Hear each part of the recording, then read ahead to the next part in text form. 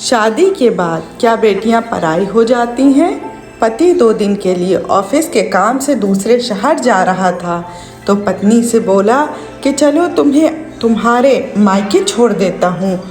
अकेले यहाँ घर में रहकर क्या करोगी और तुम बहुत डरपोक भी हो।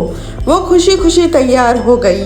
मायके के घर का दरवाज़ा खुला था। माँ और बाबा बाहर बालकनी में बैठे खाना खा रहे थे, अचार और चटनी के साथ। हालचाल पूछने के बाद उसने अपने बाबा से कहा, आप तो कभी अचार और चटनी के साथ रोटी नहीं खाते थे, तो आज क्या हुआ? तो बाबा ने कहा, बेटा जी कभी कभी खा लेनी चाहिए, इसका भी अपना अलग ही मज़ा है। उसने अपने पिता के आंखों में लाचारी देख ली थी। उतने में भाभी बाहर आई और चेहरे पर झूठी मुस्कान सजाए पूछने लगी, रहने आई हो? उसने खुश होते हुए कहा, भाभी मेरे पति 2 दिन के लिए दूसरे शहर गए हैं तो मुझे यहाँ छोड़ गए। भाभी कहने लगी, बैठो तुम्हारे लिए चाय पानी लेकर आती हूँ। वो भी अपने माता पिता के खाए हुए बर्तन समेटने लगी और कहने लगी कि मैं भी भाभी की मदद कर देती हूँ और साथ ही भैया से भी मिल लूँगी। ये कहते हुए वो अंदर चले गए। बर्तन किचन में रख कर वो भाई की कमरे की ओर चल पड़ी तो उसने भाई और भाभी की बातों की आवाज़ सुनाई दी। भाभी भैया से कह रही थी, तुम्हारी बहन ब्याह कर तो गई है लेकिन अम्मा बाबा की चौखट ना छोड़ी अभी तक। जिसका भी दिल करता है मुंह उठाकर बच्चों समेत चली आती है। तो भैया गुस्से से कहने लगे, तेरा क्या खाली है? यहाँ नहीं आएगी तो और कहाँ जाएगी?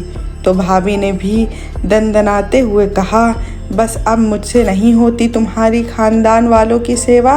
तुम्हारे माँ बाप को संभालती हूँ, उन्हें खाना देती हूँ, यही एहसान समझो। और भाभी की बातें सुनकर वो सुन रह गई। उसकी आवाज़ तो उसके मुंह में ही दब के रह गई और वो उल्टे पांव वापस होने लगी। थोड़ी देर बाद फ़ोन पर झूठ मूठ का बात करते हुए बाहर निकली। अच्छा माँ जी, आप लोग आए हैं गांव से?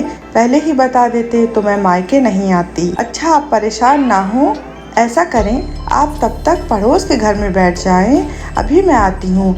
माँ बाबा ने देखा तो आश्चर्यचकित होकर पूछने लगे, बेटा क्या हुआ? अभी आई थी और अभी जा रही हो? कहने लगी, नहीं माँ बाबा, मेरी सासू माँ और ससुर जी आए हैं, उन्हें ऐसे कैसे छोड़ दूँ?